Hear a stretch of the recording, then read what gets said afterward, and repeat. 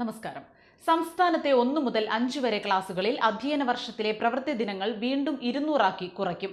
10ാം class വരെയുള്ള സ്കൂളുകളിലെ പ്രവൃത്തി ദിനം 220 ആക്കി ഉയർത്തിയ തീരുമാനത്തിൽ 5ാം ക്ലാസ് വരെ ഇളവ് നൽകാൻ ക്വാളിറ്റി ഇംപ്രൂവ്മെന്റ് പ്രോഗ്രാം മേൽനോട്ട സമിതി യോഗത്തിൽ ധാരണയായി. കേരള വിദ്യാഭ്യാസ ചട്ടം അനുസരിച്ചും ഹൈക്കോടതി നിർദ്ദേശത്തിന്റെ അടിസ്ഥാനത്തിലുമാണ് ഹൈസ്കൂൾ വരെ പ്രവൃത്തി ദിനം 220 ആക്കി സർക്കാർ ഉയർത്തിയത്. എന്നാൽ വിദ്യാഭ്യാസ അവകാശ നിയമപ്രകാരം 5ാം ക്ലാസ് വരെയുള്ളവർക്ക് 200 ദിവസങ്ങളിലായി 800 മണിക്കൂർ മതി എന്ന അധ്യാപക സംഘടനകളുടെ വാദം മന്ത്രി വി ശിവൻകുട്ടിയും വകുപ്പ് മേധാവികളും തത്വത്തിൽ അംഗീകരിക്കുകയായിരുന്നു. ചെറിയ ക്ലാസുകളിലെ കുട്ടികൾക്ക് ആഴ്ചയിൽ 6 ദിവസവും ക്ലാസ് എടുക്കുന്നത് ഗുണകരമല്ല എന്ന വാദവും തീരുമാനം പുനഃപരിശോധിക്കാൻ കാരണമായി.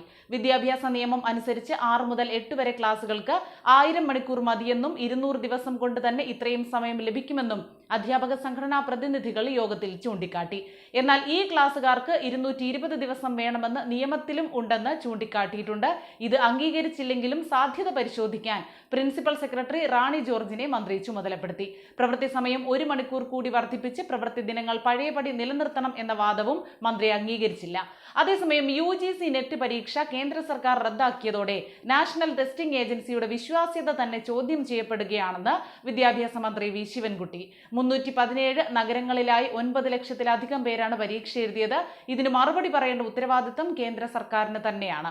ഇത്രയും തന്നെ വിദ്യാർത്ഥികൾ പരീക്ഷ എഴുതിയ SSLC ഹയർ സെക്കൻഡറി പരീക്ഷകൾ വിജയകരമായി കേരളം നടത്തി ഫലം പ്രഖ്യാപിച്ചത് രാജ്യം കണ്ടതാണ്. പരീക്ഷാ തീയതി ഏറെ നേരത്തെ പ്രഖ്യാപിച്ചു. പരീക്ഷകൾ കൃത്യമായി നടത്തി. ചോദ്യപേപ്പറുകൾ രഹസ്യമായി അച്ചടിച്ചു. ട്രഷറികളിൽ സൂക്ഷിച്ചു. ഫലപ്രദമായി മൂല്യനിർണ്ണയം നടത്തി. നേരത്തെ പ്രഖ്യാപിച്ചതിലും മുമ്പേ തന്നെ ഫലപ്രഖ്യാപനവും നടത്തി.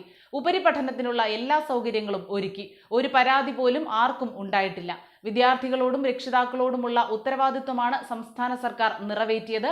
പരീക്ഷാ നടത്തിപ്പിൽ രാജ്യത്തിന് തന്നെ മാതൃകയാണ് കേരളമെന്നും മന്ത്രി പറഞ്ഞു.